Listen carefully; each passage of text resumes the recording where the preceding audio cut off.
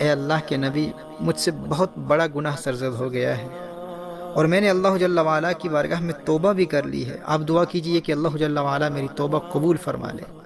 حضرت موسیٰ علیہ السلام نے فرمایا تیرا گناہ کیا ہے؟ اس نے عرض کیا اے اللہ کے نبی، مجھ سے زنا سرزد ہوا ہے جس سے میرے ہاں بچہ پیدا ہوا اور میں نے اس بچے کو بھی قتل کر دیا۔ حضرت موسیٰ علیہ السلام نے ارشاد فرمایا اے فاسقہ فاجرہ عورت، یہاں سے چلی جا، کہیں تیری نحوست کی وجہ سے آسمان سے آگ نازل ہو کر لوگوں کو جلا نہ دے۔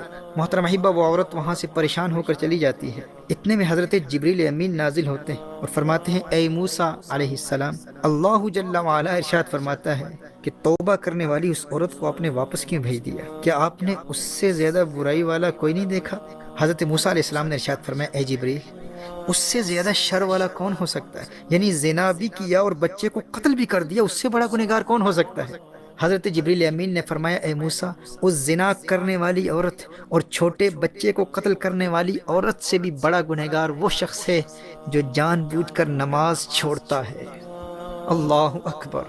محترم احبہ، امام محمد بن احمد ذہبی علیہ رحمہ، جن کا انتقال 748 ہجری میں ہوا، انہوں نے اس روایت کو اپنی کتاب القبائر میں نقل کیا ہے۔ میرے دوست، میرے بھائی، غور کرنا اس بات پر، تو جو غصے میں آ کر اکثر کہہ دیا کرتا ہے کہ جانے یہ مصیبتیں کیوں آ جاتی ہیں، یہ تکلیفیں کیوں آتی ہیں، یہ پریشانیاں مجھ پر کیوں آتی ہیں؟ بھائی آخر میں نے گناہ ہی کون سا کیا ہے؟ میں نے کسی پر ظلم نہیں کیا، کسی کا حق نہیں مارا، کون سا قتل کیا ہے میں نے، کون سا زنا کیا ہے میں نے؟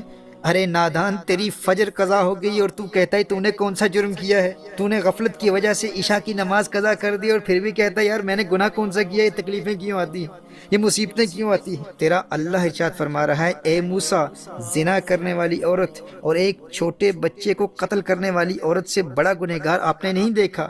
پھر اللہ جبریل امین کے ذریعے یہ پیغام موسیٰ علیہ السلام تک پہنچاتا ہے کہ اے موسیٰ، جو جان بوجھ کر ایک نماز بھی چھوڑتا ہے وہ زنا کرنے والی سے بھی بڑا گنہگار ہے اور قتل کرنے والے سے بھی بڑا گنہگار ہے۔